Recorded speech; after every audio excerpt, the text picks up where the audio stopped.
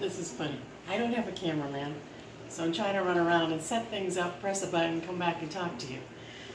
So I just wanted to do a quick recipe for you. This is not a cooking channel, this is hand in hand in life, which just means we're gonna go through life together. Whatever I'm doing, you're doing it with me. You wanna leave a comment, you wanna leave a question, something you wanna see, let's see what we can do, okay? So we're pretty new here. I just like to do this dish that's roasted carrots and potatoes, and I just got a little twist on it, and I thought you might like to see. Oh, by the way, these are some squashes that I get from my wonderful neighbor down the street, and he sells them for like 50 cents a piece. Look how big this thing is. And there were even bigger ones that I give away because it's just too much for me. But anyway, so what I've been doing is I have a bowl here, and I've got some cut up veggies. And I'd love to do a close-up if I had a cameraman to zoom in right now. But I'm just going to show you. I take the carrot, and I've already peeled it and cut it the ends off for you, so I wouldn't bore you too much with all my chopping. And then I go in at an angle. You see this? Angle. Okay, so I go in at an angle, right? Don't look up when you're cutting like I just did. I just don't want to ignore you. So I'm cutting them kind of like bite size. How big's your bite? How big's your mouth? I don't know. I mean, I could fit probably this too easily when I'm really, really hungry. But so I just cut them in bite-sized pieces. Now this one's like kind of a big hunk for me, so I'm gonna just slice it. It's almost like sticks now, right? And just throw them in your bowl. I'm just gonna do these quickly for you. Just slice on a diagonal. Just because you get a lot more surface. See how much surface of this carrot you're getting? That's gonna be all flavor. That's just gonna soak up all the flavor for you. So like you can cut them in any shape you want. You want circles, sticks, do it. I just, I found these cut like this at Whole Foods, and then it just had so much flavor. I'm like, I always have to have my carrots like that now. So then I found these little potatoes because as a diabetic, which my numbers are really, really good since I've been eating like this. So I hope maybe you want to try one of these recipes. Maybe go for eating more vegetables and fruits and beans. You can probably see all the jars behind me. It's all beans and seeds and rices and quinoa and all that stuff because I gave up meat and oils and sugar and all the good stuff. But you know what? This is the good stuff. And once you learn how to prepare it and eat it, you're going to fall in love with it. I open tofu now, and I used to be like, I'm not eating tofu. But as soon as I open the tofu now, I want to eat it before I even do anything with it because I just love it now. And I've got some marinating in there, which maybe when I unmarinate, when it's done marinating in a couple of days, because I like to do it for a long time, I'll probably show you what I do with that. But so I've just sliced these, I got these little potatoes, because the smaller ones are better for me as a diabetic. The big ones, like the russet potatoes, they are full of carbs and they just turn to sugar and fat in my body so fast it's not funny. They'll raise my glucose levels. The smaller ones, they have a lot more fiber in them. If you have a lot more skin with a little bit of potato, it's more fiber than carbs. So that's how I get away with eating potatoes. And I haven't allowed myself for 4 years to eat a potato until I came across this meal plan. Okay, so now, and I'm very excited about potatoes, let me tell you. So I've got all this, right? Now, what I'm gonna do is I'm gonna add my favorite seasonings to it. You add what you like, I'm adding what I like. And I'm doing mostly dry seasonings right now. You'll see a little bit of moisture because I want to keep them dry enough so they can crisp up, but I want them to caramelize a little too.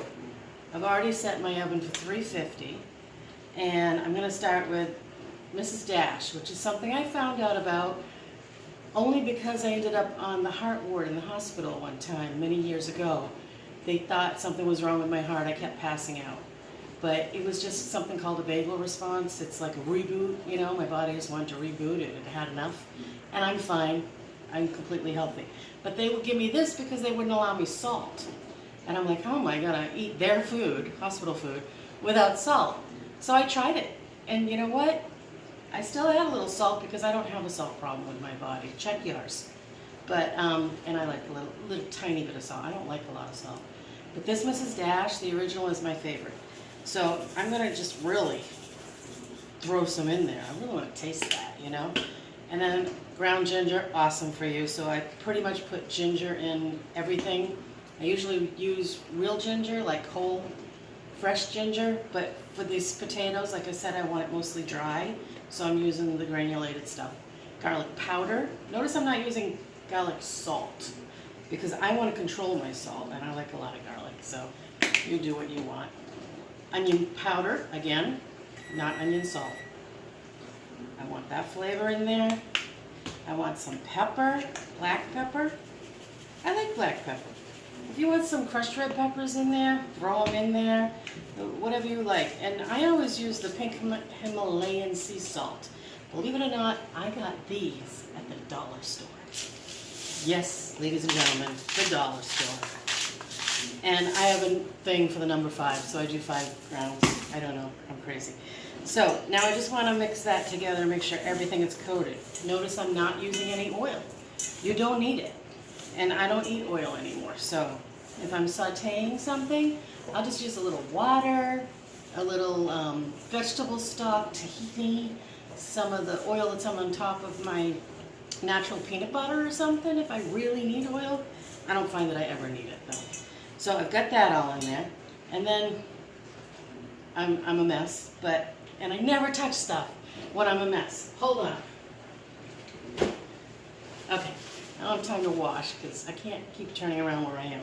So I'm going to add a little honey because when I got these at Whole Foods, I read the ingredients. You can take a picture of their ingredients and do what you want at home, right? And it had honey in it. And at the time I was not eating honey because I didn't think I could as a diabetic. But the more I read, I realized that I can have a little bit of honey or a little bit of maple syrup or whatever I want. You can use date syrup if you'd rather, or whatever you like. If you don't want anything sweet, don't use a sweetener. I have, let me show you, date syrup. You could put that in there. It's just gooey, ooey, just like molasses, okay? I prefer the taste of the honey, so I use that. Now I'm going to get a little messy because there's honey in there. And you know, years ago, I still have a little piece of it, but I had OCD issues where I would never get my hands dirty, never. If they got dirty, I was immediately washing my hands. I think my mother said I ran in the house constantly when I was a kid to wash my hands. Yeah, but now, you know, you can desensitize yourself from that. And I said to myself, you can always wash your hands. So I get my hands dirty, and I know I can wash them. Now, here's something I've never done before with this. I had just made a batch of plant-based cornbread, which means there's no oil in it, no milk, no eggs, nothing like that. And it's pretty good, but I overcooked it because I got busy doing something and didn't pay attention. So I'm going to add it in here. I don't waste anything. I'm going to crumble it up real small, like it's breadcrumbs, okay? And I'm just going to coat this. So it's going to add a little bit more of a crusty feel to it, I hope, because like I said, I've never done this before with my carrots and all that. So, but I can smell the fresh corn in there. I used fresh cornmeal, and I used some soy flour and some water, and I'm sure flax seeds and chia seeds are in there. And I'm not really sure what else I put in there. I think I put a little maple syrup in those too. So this is just going to coat these really, really nice. And I've lined my pan with parchment paper because, again, I don't want to put oil, and I don't want any, you know, with the honey, I don't want anything sticking. And plus I like really easy cleanup because you're cooking all the time when you eat like this. I usually cook a big batch of something for the week, like this will be for the week for me because my husband doesn't eat this. And I can't do it every day, every minute. I'm too busy, and I don't want to. So dishwasher's running behind me if it's bugging you. It's always running. And then I'm just going to dump it on. I chose to use the bowl to mix it up for you guys. Normally I'd just mix it in the pan or whatever, but it did work out better in the bowl. And then spread it out as much as you can on your sheet pan. I just kind of push them in there. Use a bigger one if you want. I use one with sides because I don't want anything to drip off into my oven if it has an inkling to, you know. So this, actually, I think I picked the right amount here because, look, it fits perfectly. Every bit is flat and is perfectly sitting in there. Now I need to rinse real quick.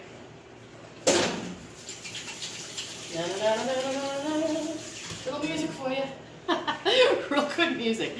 All right, so if you can see it, already tastes good. You could eat it just like this. There's nothing in there that's gonna hurt you. Eat it raw. I love raw. Okay, in my oven.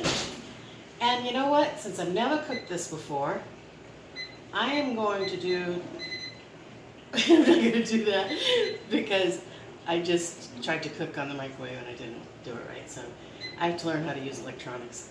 Timer, 25 minutes. I'm going to guess. In 25 minutes, I'm going to go look at that. I'm going to flip them all over.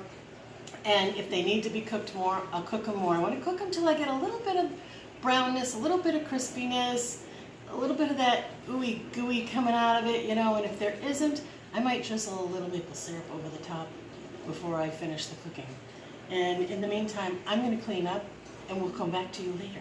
Now I'm going to run around my counter and shut you off.